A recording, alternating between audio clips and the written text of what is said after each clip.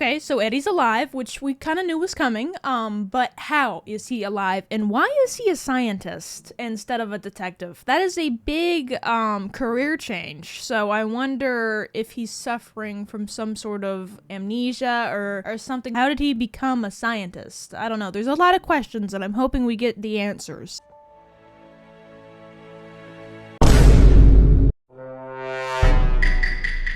What on earth does he have her wearing right now?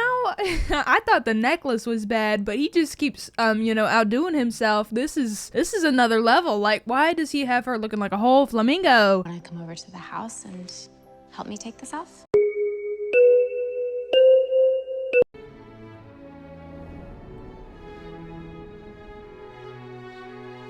No, ma'am. No, ma'am. You cannot be for real. You know, I wish they wouldn't have even showed this scene to me, because now I'm mad. Now I'm mad, okay? I get that, Caitlyn's gone, so now I guess Keone thinks everything that was Caitlyn's is supposed to be hers? No, wrong, incorrect. Look what she did to Caitlyn's apartment, bruh. It just feels disrespectful to me. I don't know. Maybe I'm overthinking it, but this feels a little disrespectful. I don't know. You know, what's even wilder is we know dang well she's also using Caitlyn's money to live in this apartment too. I mean, she can't live there for free, and she ain't got no money.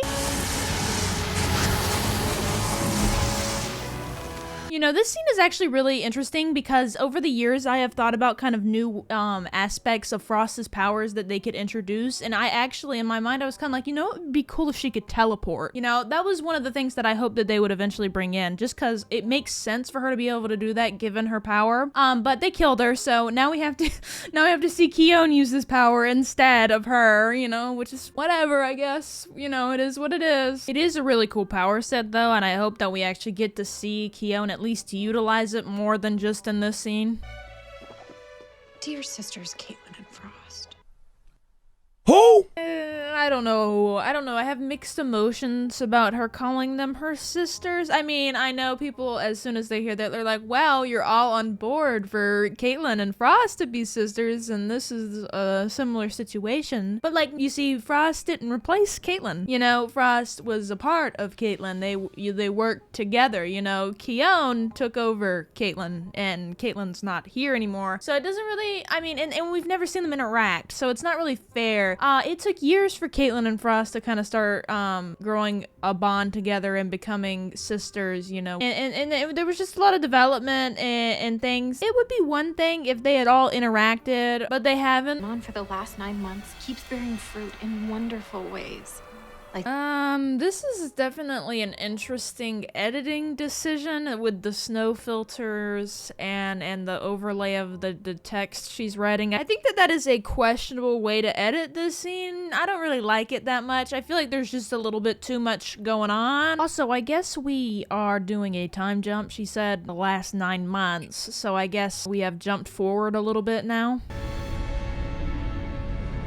This is either a really questionable transition or an editing mistake, because I don't think the green is supposed to be there. If it is supposed to be there, it's definitely a weird choice for a transition. My gut says you're a good person who's going through something bad. I love how Joe is always willing to help someone, even if the situation seems really questionable. I have missed seeing this version of him, the police officer version of him. I have really missed seeing him do detective work and police officer work since he retired. Ooh, so we're back at the day that Barry's mom gets killed. Ooh, this is gonna be good. I like where we're going with this. Professor Stein.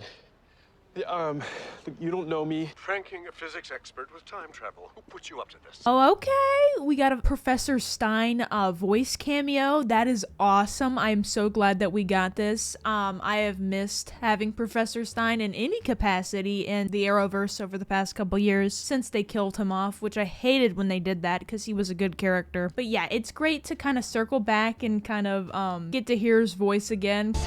Henry, he looks just like my father. I understood that reference. I remember that scene from season 1 when she got to meet adult Barry when she was dying, and she made reference to the fact that he did look just like her father.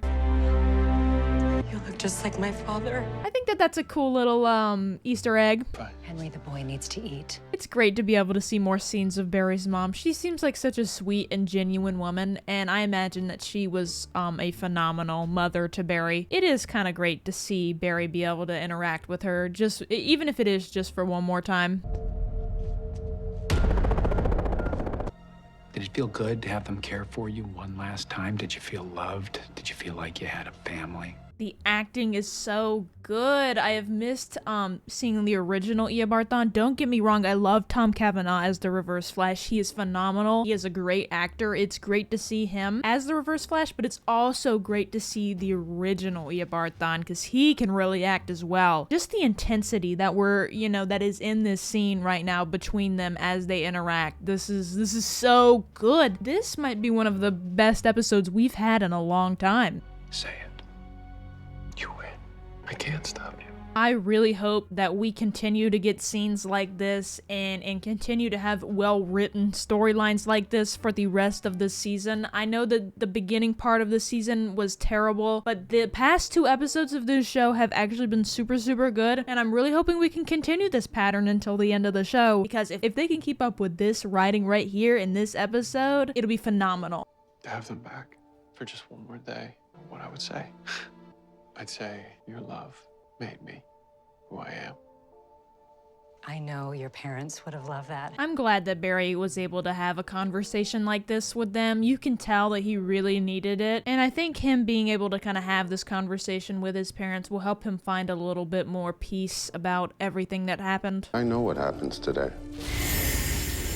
Because I've been waiting for it since the dawn of time. Okay, so Joe is possessed by whoever this is. Is it the negative Speed Force, or is it Cobalt Blue himself? We're not really sure. But either way, this is sick. Promise. I'm not afraid of you, boy. I'm a force of nature, but this body, it's human. Okay, so he does mention that he is a force of nature, so I guess this is the negative Speed Force then, but maybe not quite? I don't know. It doesn't seem really clear right now, but it does sound like the negative Speed Force. But irregardless, this scene has been really intense so far, and I'm really loving it. It's giving similar vibes to early seasons, which is great. Dr. Rachel Russo, Chief of Surgery. Doctor. Wow, everything in this episode so far actually feels really well tied together. I mean, I was not expecting to see Ramsey's mom at all, but it makes so much sense that she's there.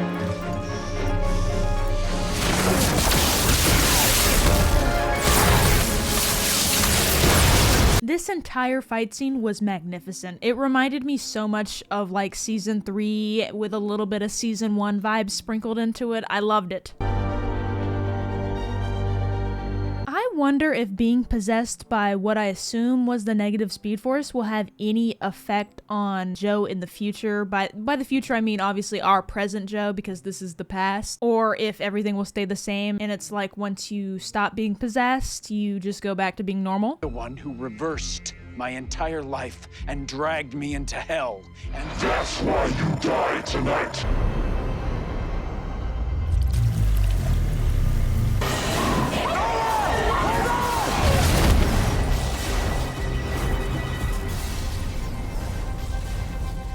Wow, we have been waiting years to see this happen, and it finally did. Future Barry became our present Barry. This is so crazy. I have been waiting forever to see this scene come full circle, and it has, and it was great. I mean, holy cow, they did really good with this. Wow, I'm actually speechless. This was amazing. This is one of the best episodes we've had in forever, literally forever. I'm so happy with the way that this episode played out.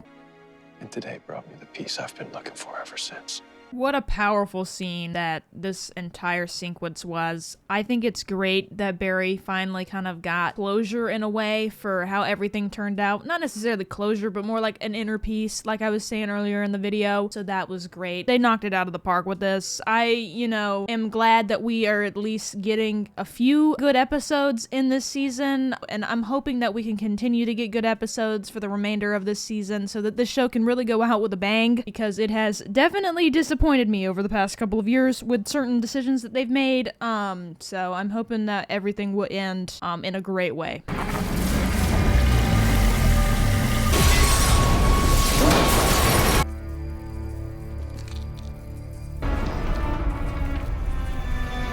Okay, so he did get struck by the negative Speed Force, which I assume is what eventually is going to turn him into Cobalt Blue. I do wonder if the negative Speed Force is trying to show him who he really is by giving him that file. This is a start to what I think will be a really good villain, and I cannot wait to see how all of this plays out. That is it for this episode of The Flash. I hope you guys did enjoy the video, and if you did, make sure to leave a like and subscribe if you are new. And I'll see you guys next time. Goodbye!